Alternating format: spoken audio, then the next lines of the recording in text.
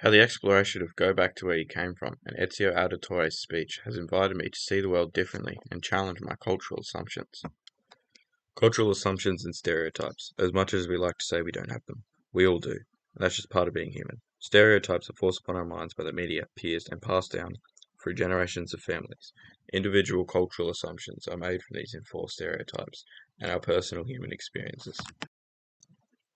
The TV documentary series Go Back to Where You Came From, directed by Ivan O'Mahony, greatly challenges the viewer's cultural assumptions.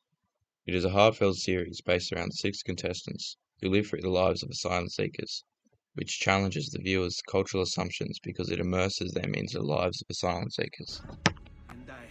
Ezio Auditore da Firenze's speech from the game Assassin's Creed 2, written by Corey May, is a short speech which is essentially an autobiography of Ezio's human experiences, followed by a strong moral message, which was directed to a crowd around the year 1500, although it still applies to us today in our modern society. There were 2 main types of human experiences that the contestants experienced within the documentary TV series. The people who re-evaluate their previous cultural assumptions and became more open-minded. For example, Raquel, Ray, Adam, and Darren, and those who are already open-minded and indulged in the cultural experience to enhance their perception of the world. For example, Roderick and Glenn. Roderick is a politician for the Young Liberals Party. He started out in the experiment already with an open mind and with remorse for the asylum seekers.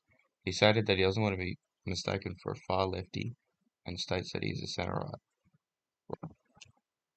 Roderick soon realizes that being a politician is not always a good thing. Bahati was a vice president of a political party in Burundi, as is Roderick in Australia. His initial thoughts were that this is a good thing, but Bahati is quick to tell him that this is not the case. It's good to be in politics in Australia, but not in Africa. It was not good for me, said Bahati. Roderick, who thought he knew the extent of the painful lives of asylum seekers, was quickly proven wrong, and his eyes have been opened to a new perception of what asylum seekers must go through. Raquel definitely went on the biggest journey throughout the show, going from saying things like, "Yes, I am a bit racist. I just don't like Africans," to becoming a person with a knowledgeable and empathetic perspective of asylum seekers. Throughout the first and some of the second episode, Raquel was a stubborn and negative person who made cultural assumptions about asylum seekers.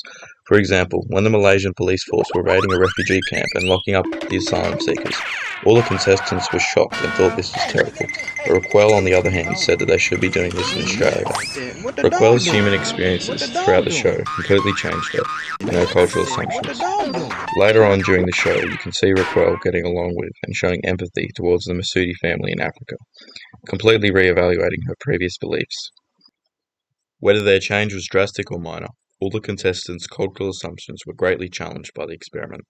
This proves that people you may perceive as bad people may be just undereducated and not a derogatory person. Ezio Auditore's speech is only a short one, but it gets the message across about Ezio's human experiences and the moral of this speech.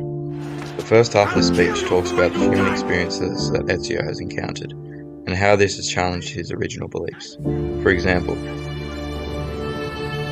vengeance clouded my mind, would have consumed me, were it not for the wisdom of a few strangers.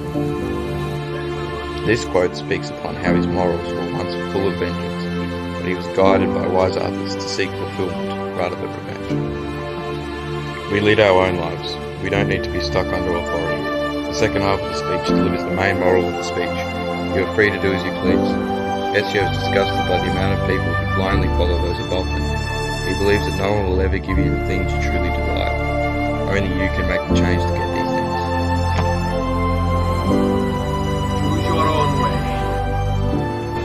Do not follow me or anyone else. The 2 texts Go Back to Where You Came From and Ezio's speech have drastically changed my view on the world. Go Back to Where You Came From really opened my eyes to what asylum seekers really have to go through. And Ezio's speech really illuminates the point that nothing will come to you in life, you have to go and get it.